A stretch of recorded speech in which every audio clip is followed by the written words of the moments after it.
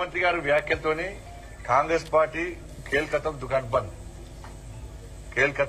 బంద్ ఇక కాంగ్రెస్ పార్టీని ప్రజలు మర్చిపోయి స్థితికి వచ్చింది. ఇవాళ ఈ ప్రభుత్వము ఉంటదా ఉండదా అని చెప్పి అనుమానాలు ఇవాళ తెలంగాణ సమాజం లోపల వ్యక్తమవుతున్నాయి.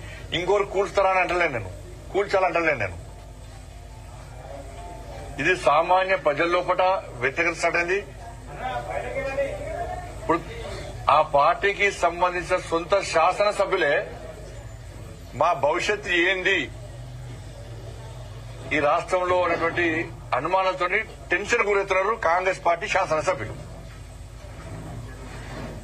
ఇప్పుడు కుటుంబంలో సమస్య వస్తుంది, కుటుంబంపై ఏం చేస్తారు, అన్ని దిగమింగుకొని ఆ కుటుంబాన్ని ఏదో విధంగా అన్ని రకాల పోషించుకునే ప్రయత్నం చేస్తాడు. ఆ కుటుంబ పెద్ద నాతో ఏం కాదన్నప్పుడు కుటుంబ పరిస్థితి ఏంది? వాళ్ళ సాక్షాత్తు రాష్ట్ర ముఖ్యమంత్రి గారు ఇటువంటి సందర్భంలో అన్ని దిగమింగుకొని తనను నమ్ముకొని ఓట్లేసిన ప్రజలకు ధైర్యాన్ని చెప్తాడా? అధైర్యంతో ఉన్నటువంటి వ్యక్తి అధైర్యాన్ని చెప్తాడా? ముఖ్యమంత్రి యొక్క అధైర్యం బయటపడ్డది అన్న వ్యాఖ్యలు. ఇది మంచి పద్ధతి కాదు. ఇది ఇవాళ తెలంగాణ రాష్ట్ర పరువు పోయిన దేశంలో కాదు, దేశవ్యాప్తంగా చర్చ జరుగుతుంది ఇవాళ ఈ విషయంలో. నాతో కాదు, అప్పు ఉడతలేదు, అనా పైసా ఎవరిస్తలేరు, బ్యాంకులకు పోతే దొంగ లెక్క చూస్తున్నారు. ఇవన్నీ ఒక ఎత్తు. ఒక ముఖ్యమంత్రి స్థాయిలో ఉన్న వ్యక్తి ఎట్లా అబద్దాలు ఆడినట్ట నిన్న. ఇలా నేను ఎల్లారెడ్డిపేటలో ఉన్నా, మీడియా మిత్రులతో మాట్లాడుతున్నా, మీరే సాక్ష్యం. ముఖ్యమంత్రి గారు ఢిల్లీ పోయినప్పుడు ఎప్పుడన్నా ప్రధానమంత్రి గారు అపాయింట్మెంట్ ఇవ్వలేదా? కేంద్ర మంత్రులు అపాయింట్మెంట్ ఇవ్వలేదా? ఎన్నిసార్లు కలిసినా మీరు ఇచ్చారు. ఢిల్లీకి ఎప్పుడు పోయినా మేమే అనుకుంటున్నాం, ఆయన అనుకున్నా ఏం పెట్టిండు, నేను గిన్నిసార్లు కలిసిన కేంద్ర మంత్రులను ప్రధానమంత్రిని గిన్నిసార్లు కలిసిన అని చెప్పి ఆయన చెప్పుకున్నాడు. మళ్ళీ ఇప్పుడు ఏమంటున్నాడు, ఈయన పోతానంట చెప్పులెత్తుకపోయేట్లుగా చూస్తున్నాడు. ఈ చెప్పులెత్తుకపోవడం అర్థం కాదు, నాకైతే అర్థం కాదు. ఇది కాంగ్రెస్ కల్చర్ గా వచ్చింది.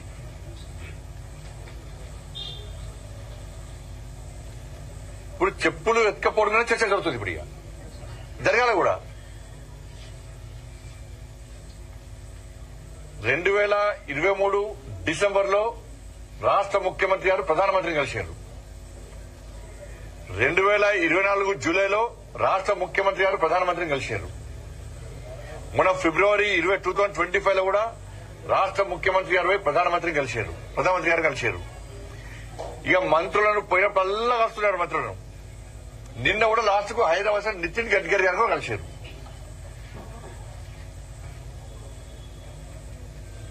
ఎప్పుడు మీకు అపాయింట్మెంట్ ఇవ్వలే, ఎప్పుడు మీతో మాట్లాడలేదు.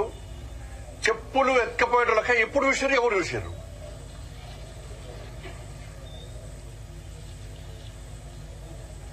కాబట్టి ఇన్ని అబద్దాలా? అంటే తెలంగాణ ప్రజలకు చెప్పింది మీరే, గిన్నిసార్లు కలుస్తామని చెప్పింది మీరే, మళ్ళీ అపాయింట్మెంట్ ఇస్తలేరని చెప్పేది మీరే. అంటే ఇంత దుర్మార్గం అంటే కాంగ్రెస్ పార్టీ ప్రభుత్వము ఇవాళ ఒక రాష్ట్ర ముఖ్యమంత్రి మాట్లాడాల్సిన మాటలు కావు. ఇది ప్రజల లోపల అధైర్యాన్ని నింపింది. లాస్ట్ కు రాష్ట్ర ముఖ్యమంత్రి గారు చేతులు తెచ్చారు, కాంగ్రెస్ పార్టీ ప్రభుత్వం చేతులు తెచ్చింది. మొత్తం ఏం కాదుగా, మేము ప్రభుత్వాన్ని నడపలేని స్థితిలో ఉన్నామని చెప్పి చెప్పగానే చెప్పారు నిన్న. ఇక తెలంగాణ సమాజం ఆలోచించుకోవాలి. పోనీ ఇది తెలియక జరిగిందా అంటే తెలిసి చేసేది. ఇప్పుడు తెలంగాణ రాష్ట్రము అప్పుల పాలైంది. కేసీఆర్ గారు 7 లక్షల కోట్ల రూపాయల అప్పు చేసిండు తెలంగాణ రాష్ట్రాన్ని. తెలంగాణ రాష్ట్రాన్ని అప్పుల పాలు చేసిండు, అధోగతి పాలు చేసిండు అని చెప్పి ఇది కాంగ్రెస్ వాళ్ళు చెప్పారు, మేం చెప్పినాం. ఎలక్షన్ అప్పుడు డబుల్ ఇంజన్ సర్కార్ రావాలని చెప్పి మేము కోరినాం. ప్రజలను ఓటేమని విజ్ఞప్తి చేసినాం. కానీ ప్రజలు ఏం చేశారు? 6 గ్యారెంటీలు మీరు ఇచ్చారు, 420 హామీలు ఇచ్చారు. ఇది 100 రోజుల లోపటే అమలు చేస్తామని మీరు చెప్పారు. ప్రజలు మిమ్మల్ని నమ్మారు, మీకు ఓట్లేసాయి. ఇలా ఏమైంది 6 గ్యారెంటీలు మేము ఏం చేయలేమంటున్నారు ఇవాళ. 6 గ్యారెంటీలు మేము అమలు చేయలేము, మమ్మల్ని అడగకండి. ఉద్యోగస్తులు ఉపాధ్యాయులు మీరు పిఆర్సీ గురించి గాని, మీ డిఏల గురించి గాని, మీ ప్రమోషన్ల గురించి గాని, మీకు వచ్చే బెనిఫిట్స్ గురించి మమ్మల్ని అడగకండి, మేము ఇయ్యలేము, మీ కర్మ అంటున్నారు వాళ్ళు. ఇక 2500 రూపాయలు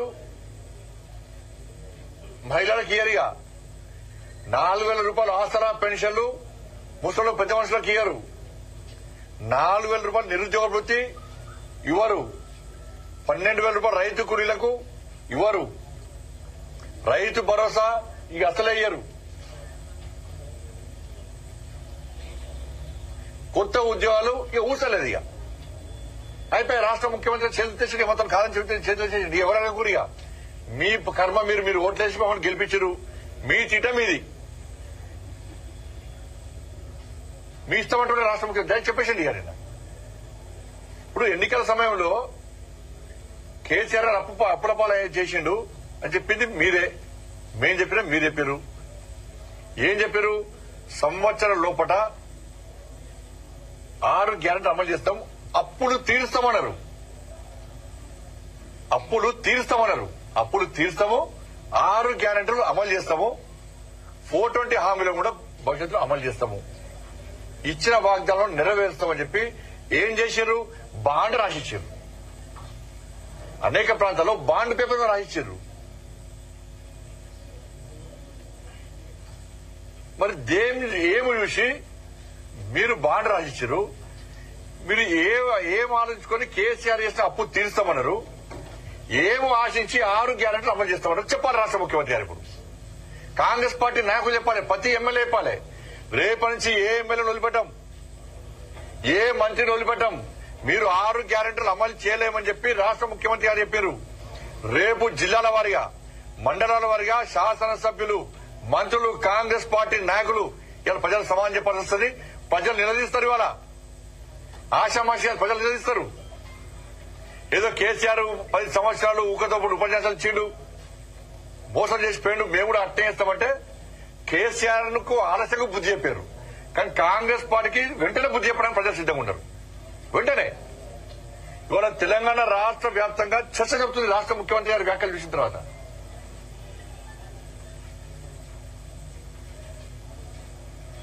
కేంద్రం ఏమీ అన్ని కేంద్రం ఇచ్చాక మీరు చేసేది ఏంది? ఇచ్చేదంతా కేంద్రమే.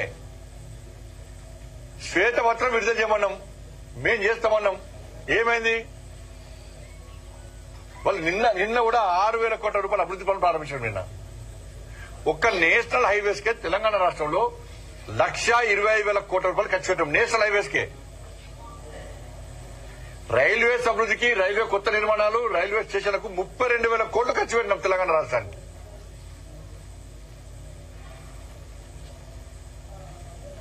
ధాన్యం కొనుగోలు కోసం 1,50,000 కోట్లు ఖర్చు పెట్టినాం.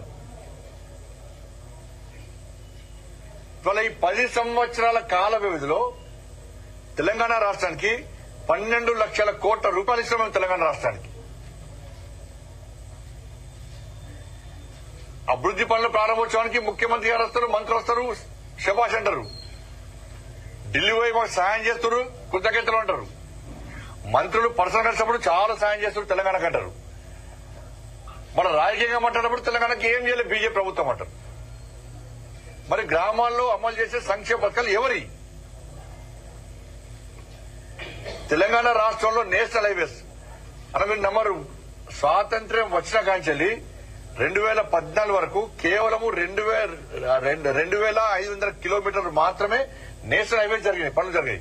2,500 కిలోమీటర్లు మాత్రమే జరిగినాయి. ఈ 2014 నుంచి నిన్నటి వరకు 5,100 కిలోమీటర్లు వర్క్ చేస్తుంది. స్వాతంత్ర్యం వచ్చిన కాంచెల్లి 60 సంవత్సరాలు జరిగింది. 2,500 కిలోమీటర్ రోడ్లు వేసారు తెలంగాణ రాష్ట్రంలో, జాతీయ రహదారులు.